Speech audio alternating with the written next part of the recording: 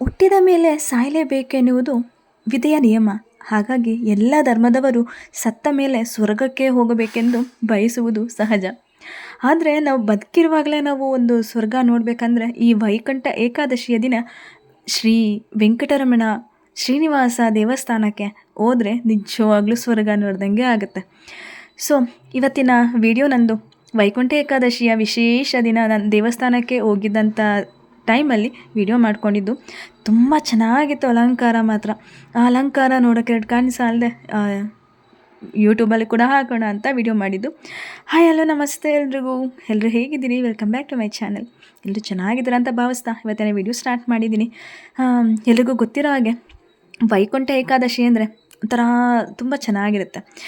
ಈ ಒಂದು ವೈಕುಂಠ ಏಕಾದಶಿಯ ಹಬ್ಬ ಯಾವತ್ತು ಬರುತ್ತೆ ಅಂತಂದರೆ ಜನವರಿ ಆರ್ ಡಿಸೆಂಬರಲ್ಲಿ 2 ತಿಂಗಳಲ್ಲಿ ಯಾವಾಗ ಬೇಕಾದರೂ ಒಂದೊಂದು ಸರಿ ವೇರಿಯೇಷನ್ ಕೂಡ ಆಗುತ್ತೆ. ಅದೇ ರೀತಿ ಈ ದಿನ ಭಗವಾನ್ ವಿಷ್ಣುವಿನ ಆರಾಧನೆ ಮಾಡಲಾಗುವುದು. ಭಕ್ತರು ಉಪವಾಸ ಮತ್ತು ವಿಶೇಷ ಪೂಜೆ ಸಲ್ಲಿಸಿ ವೈಕುಂಠ ದ್ವಾರದ ಮೂಲಕ ದರ್ಶನ ಪಡೆಯುತ್ತಾರೆ. ಮಾರ್ಗಶಿರ ಧನುರ್ಮಾಸದ ಶುಕ್ಲಪಕ್ಷ ಏಕಾದಶಿ ದಿನ ಆಚರಣೆ ಮಾಡ್ತೇವೆ. ಇನ್ನು ಆ ವೈಕುಂಠ ಏಕಾದಶಿ ದೇವರ ದರ್ಶನಕ್ಕೆ ಹೋಗ್ಬೇಕಾದ್ರೆ ಸಪ್ತ ದ್ವಾರ ಅಂತಂದರೆ 7 ಬಾಗಿಲನ್ನು ದಾಟಿ ನಾವು ಶ್ರೀ ವೆಂಕಟರಮಣ ವಿಷ್ಣುವಿನ ಅವತಾರ ನೋಡಲಿಕ್ಕೆ ಹೋಗ್ತಾ ಇರೋದು. ಸೊ ನೋಡಿ, ಒಂದೊಂದೇ ಬಾಗಿಲು ಹೋಗ್ತಾ ಹೋಗ್ತಾ ಲಾಸ್ಟ್ ಗರ್ಭಗುಡಿಯ ಒಳಗಡೆ ಎಂಟ್ರಿ ಕೊಟ್ಟಿದ್ದು. ಸೊ ಈ ಎಂಟ್ರಿ ಕೊಡುವಂಥ ಜಾಗದಲ್ಲಿ ದೇವಸ್ಥಾನ ಬಂದು ಸ್ವಲ್ಪ ಚಿಕ್ಕದಾಗೇ ಇದೆ, ಬಟ್ ಆದರೆ ತುಂಬ ಚೆನ್ನಾಗಿದೆ ದೇವಸ್ಥಾನ ಮತ್ತು ಅಲಂಕಾರ ಕೂಡ ತುಂಬ ಚೆನ್ನಾಗಿದೆ. ಧನುರ್ಮಾಸ ಆಗಿರೋದ್ರಿಂದ ಬೆಳಗಿನ ಜಾವದಲ್ಲಿ ತುಂಬ ಜನ ಬರ್ತಾರೆ. ಸೊ ನಾವು ಹೋಗಿದ್ದು ಸಂಜೆ ಹೋಗಿದ್ದು, ಬೆಳಗ್ಗೆ ಹೋಗ್ಲಿಕ್ಕಾಗಿಲ್ಲ. ಸೊ ದೇವಸ್ಥಾನದ ಅಲಂಕಾರ ಹೇಗಿತ್ತು ಅಂದ್ಬಿಟ್ಟು ಮುಂದೆ ವಿಡಿಯೋದಲ್ಲಿ ನೋಡ್ತಾ ಹೋಗಿ.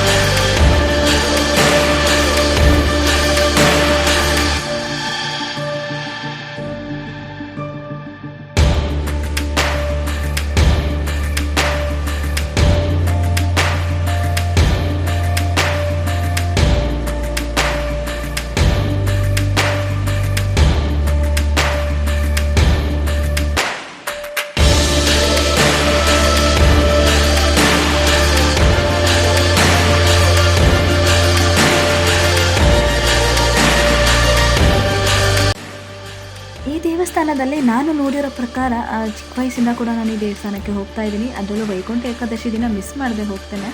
ಎಲ್ಲೋ 1 ವರ್ಷ ಅಷ್ಟೇ ಮಿಸ್ ಆಗಿದೆ. ಈ ದೇವಸ್ಥಾನದಲ್ಲಿ ಯಾವ ರೀತಿ ಅಲಂಕಾರ ಮಾಡ್ತಾರೆ ಅಂದರೆ ಪ್ರತಿ ವರ್ಷವೂ ಒಂದೊಂದು ಥೀಮ್ ತೊಗೋತಾರೆ.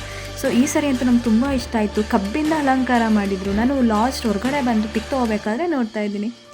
ಮಾತ್ರ ತುಂಬ ಚೆನ್ನಾಗಿತ್ತು, ಎಕ್ಸಲೆಂಟ್ ಆಗಿತ್ತು. ದೇವಸ್ಥಾನ ಚಿಕ್ಕದೇ ಆದರೂ ತುಂಬ ಅಚ್ಚುಕಟ್ಟಾಗಿ ಮಾಡಿ ಅಲ್ಲಿ ಬಂದಂಥ ಭಕ್ತಾದಿಗಳಿಗೆ ನೀಟಾಗಿ ಹೋಗಲಿಕ್ಕೆ ಬರಲಿಕ್ಕೆ ಏನು ತೊಂದರೆ ಆಗದಿರೋ ರೀತಿ ಚೆನ್ನಾಗಿ ನೋಡಿದರು. ವಿಡಿಯೋ ಹೇಗಿತ್ತು ಅಂದ್ಬಿಟ್ಟು ಕಾಮೆಂಟಲ್ಲಿ ತಿಳಿಸಿ. Thank you so much.